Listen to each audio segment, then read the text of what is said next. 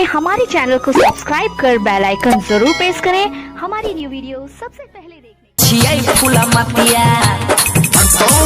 ये लड़की शादीशुदा है,